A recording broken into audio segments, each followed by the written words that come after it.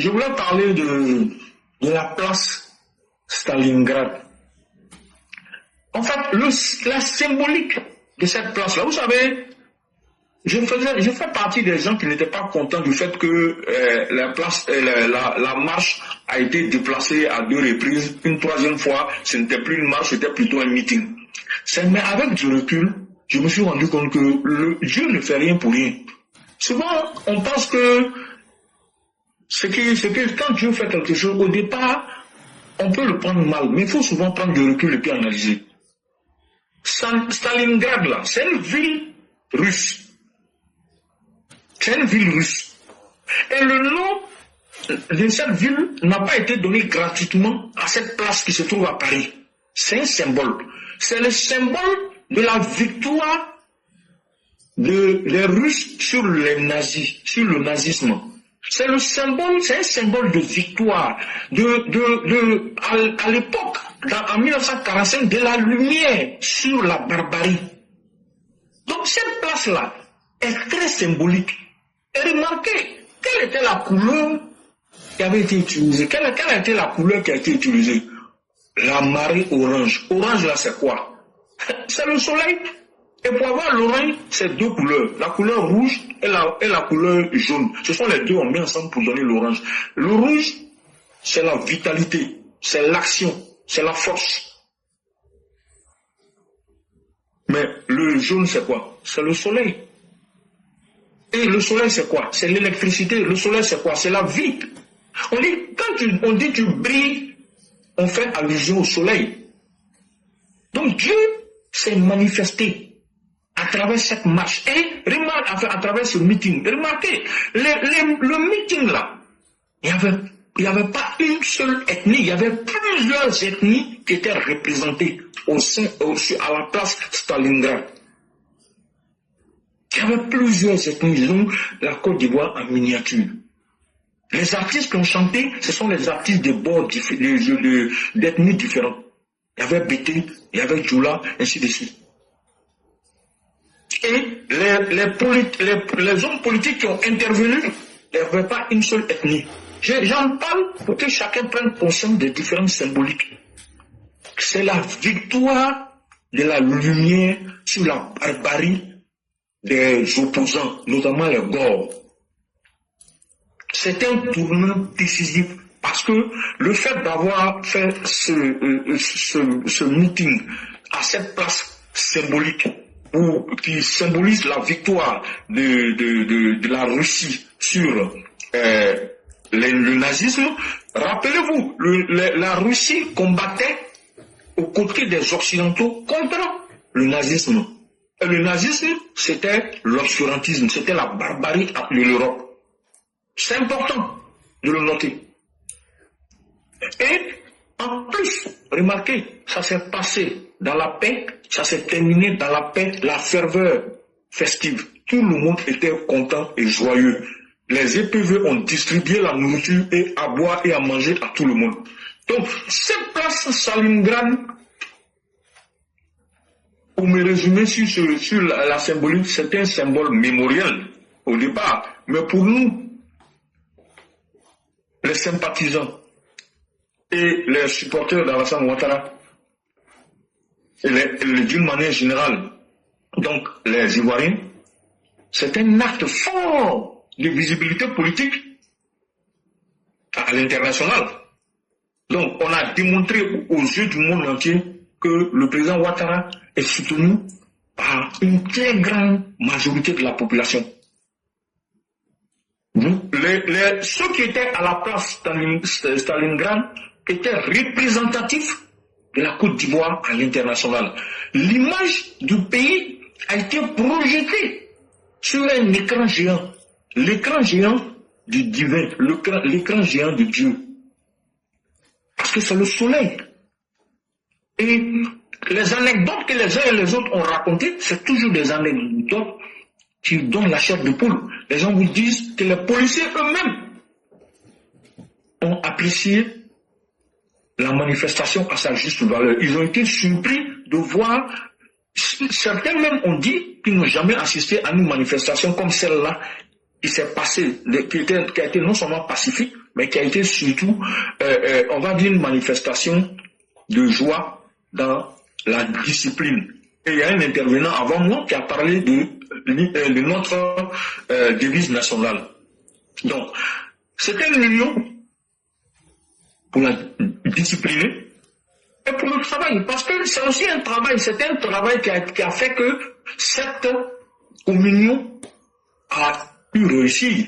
Donc, il y a beaucoup d'enseignements à la fois intellectuels, à la fois social, politique et spirituel à retenir de cette place, de ce qui s'est passé ce samedi-là. Et c'est 14 juin. Si on veut aller un peu dans la numérologie, le chiffre 14, c'est 1 plus 4, ça fait 5. Et le 5 est le symbole de l'homme. On a 4 membres et on a une tête. Les 4 membres sont les 4 éléments. L'air, l'eau, la terre, le soleil. La tête, c'est l'éther. Donc, l'âme. C'est la tête. C'est par la tête qu'on est connecté au divin. Rappelez-vous quand les enfants ont ce qu'on appelle la fontanelle qui bat. Qui bat au rythme du cœur, qui bat au rythme de la nature. Donc vous voyez que la symbolique du lieu, de la place Stalingrad est très grande. Ça évoque la résistance à la barbarie en Côte d'Ivoire. Ça évoque la victoire populaire sur la barbarie. Ça évoque le courage face à l'adversité que l'opposition veut nous opposer. Ça évoque aussi pour le RHDP que c'est un mouvement, que le RHDP est un mouvement. Je ne dis pas simplement un parti, c'est aussi un mouvement, mais fort. Un mouvement fort, un mouvement de résilience du peuple ivoirien par rapport à la barbarie. Parce que n'oubliez pas, ça va faire 15 ans que nous sommes sortis de la barbarie de Laurent Gbagbo. C'est important de le noter. Et nous sommes à 4 mois des élections présidentielles. Donc nous sommes allés affirmer notre volonté, nos compatriotes sont là, affirmer leur volonté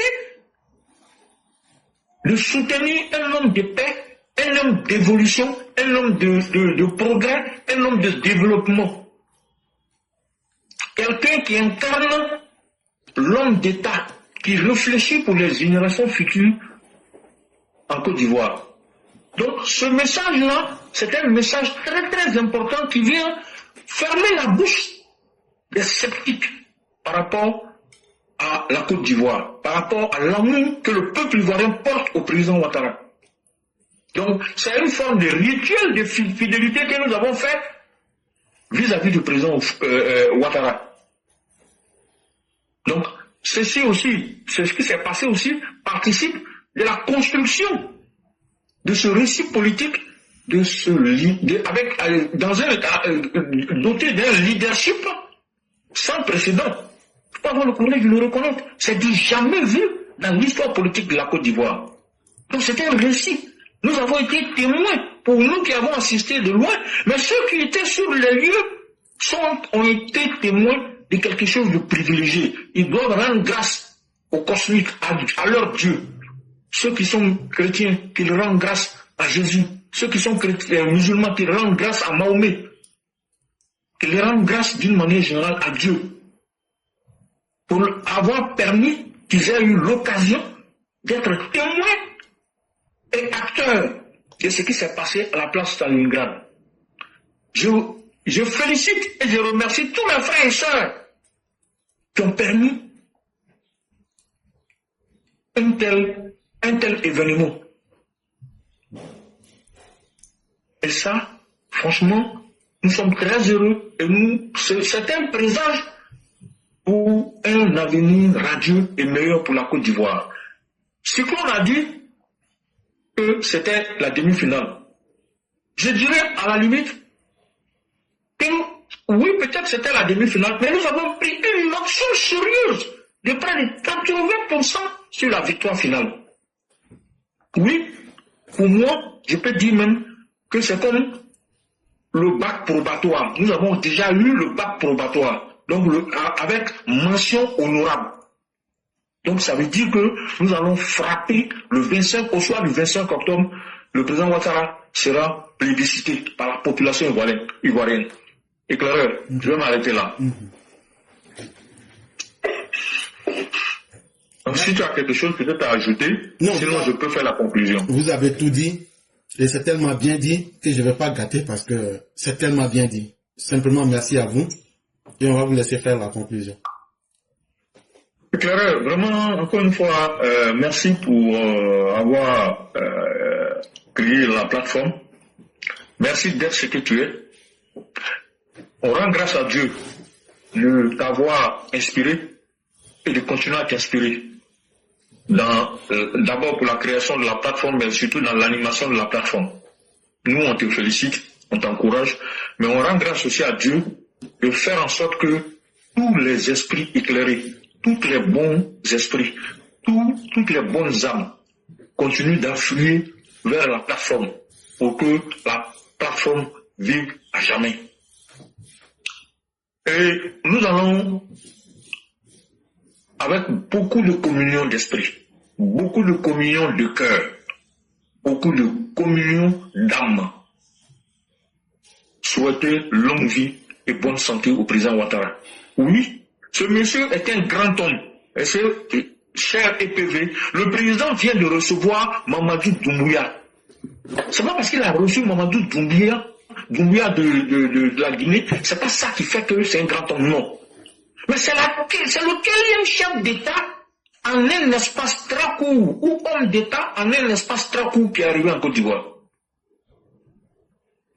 Si ce n'est pas le 4e ou le 5e, je ne peux même pas compter parce qu'il y a eu plusieurs présidents, le 10e, le 15e, je n'en sais rien. Il y a eu, n'oubliez pas, il y a eu le CEO Forum, il y a eu les assemblées de la BAD, il y a eu le président ghanéen, son premier voyage à l'extérieur de son pays après son élection, c'est en Côte d'Ivoire. Il y a eu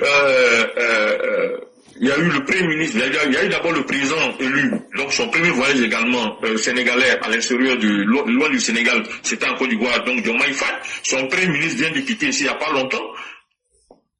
La maire de Paris, Anne Hidalgo, vient d'être reçue par le président Ouattara aujourd'hui, et c'est maintenant Mamadou Doumbouya que le président a reçu. J'en parle parce que, figurez-vous, le président dans son discours a annoncé un projet qui était connu. Moi, je pensais que le projet était rangé au placard. Allez-y, écoutez le discours du président. Le président dit qu'il y a un chemin de fer entre San Pedro et le mont Nemba qui sera construit. Et il a dit, après, il y aura un chemin de fer entre, je pense, San Pedro et, tenez-vous bien, c'est incroyable, et Conakry. Je ne sais pas si vous vous rendez compte. Quand je dis que ce monsieur est un homme d'État, mais c'est ça. Parce qu'il pense aux générations futures. J'ai la chair de poule, le fait de le dire. Pour la simple raison que la chance que nous avons là, c'est qui me fait mal. Il y a des gars qui vont venir dire, après, que vraiment, chanter le loin du président Ouattara. C'est à quel je dis des gars, les gars qui veulent pas changer là. Ils vont chanter les loin du président Ouattara. Et ça ne va même pas durer. On n'a qu'à continuer à prier Dieu. Nous sommes chanceux d'être vivants, d'avoir vu le président Ouattara prendre le pouvoir et d'être encore témoin de l'histoire qu'il est en train d'écrire. Et avec nous, nous souhaitons et nous prions Dieu que nous continuons d'être témoins de cette histoire radieuse que le président Ouattara est en train de construire pour la Côte d'Ivoire.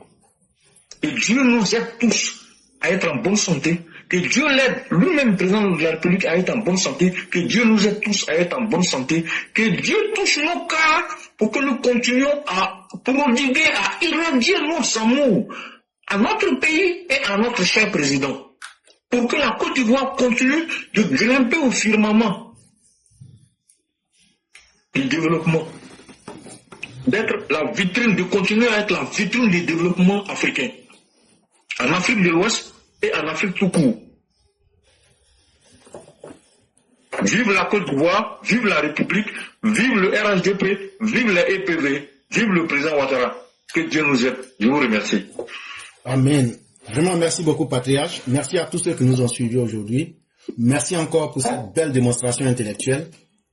C'est sur la plateforme Éclaireur Pro Vérité qu'on peut voir de telles choses. Continuez à nous suivre, continuez à nous éduquer. Merci encore gratuitement de ce cours que vous venez de donner avec générosité. Que la grâce de Dieu nous couvre tous et qu'il nous permette de vivre assez longtemps comme vous le souhaitez. Dans la santé, la prospérité, tout ce qu'il y a de positif. Merci à chacun. Merci. Merci beaucoup.